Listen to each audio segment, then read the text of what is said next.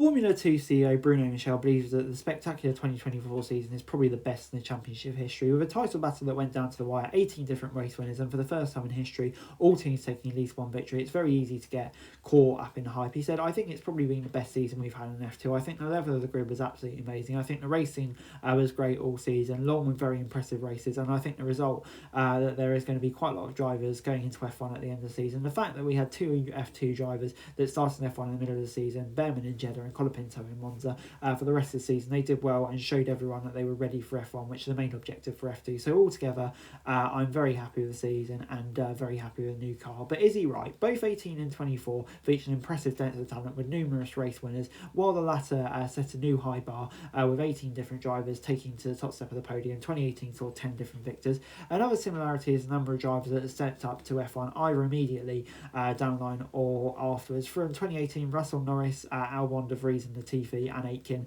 and 2024 saw Barceletto, Hadjar, Behrman, Antonelli and Colapinto, with potentially more to come, with further talent that have moved to other big series including Indy, WEC or Formula E. These two are certainly two of the strongest fields to date. While the driving is proving impossible to use as a deciding factor here, we can look at the teams and the competitive and all of that. Unlike when discussing the field, there is a clear winner here. While the 2024 battle reaches Abu Dhabi with just half a point separating Bortoleto and Hadjar in what was the closest battle in championship history, there's no competition. With such a depth on showing, the likes of Aaron, Hadjar, Maloney had all enjoyed that moment at the top of the pile, but Bortoleto's consistency ultimately saw him win out against Hadjar, even if it ended on a flat night. In 2018, Russell may have had to wait until the Abu Dhabi feature to take the crown, but his eventual margin of 68 points to Norris meant it was comfortable. This is very much comparing apples and apples when comparing Russell and Bortoleto, both becoming F3 champion in their rookie season before repeating that in F2. But unlike in the previous two categories, Russell edges out Bortoleto due to his 7 wins to 2.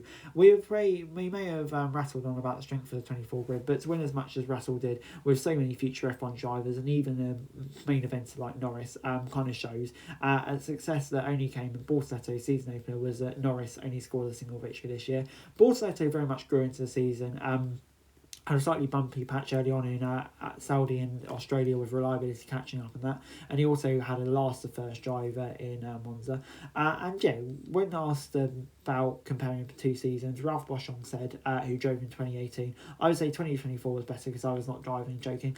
Just definitely in terms of the show and how close things were, I think 2024 was absolutely amazing with half point different and all of that stuff. And what is also great to see is that teams who have struggled a bit were successful. 2018 obviously with some big names like Alex George and Lando, that was also an extremely exciting year, but he would say from 2014 2024 maybe was even better than that. And yeah, while 2018 was undeniably brilliant, 2024 probably comes out on top. The variety of winners, the closeness between the teams, history will probably favour recency bias, but 2018 remains a very close second. And yeah, it'll be interesting to see how all the drivers going up the ladder will fare next year. So anyway guys, that's it for this video. Thanks very much for watching. Remember to like, share and subscribe. Follow us on our socials, link in the description below for daily F1 news, meme and content. Subscribe to our other channels on screen right now, that'd be greatly appreciated. Thanks very much for watching. Peace out.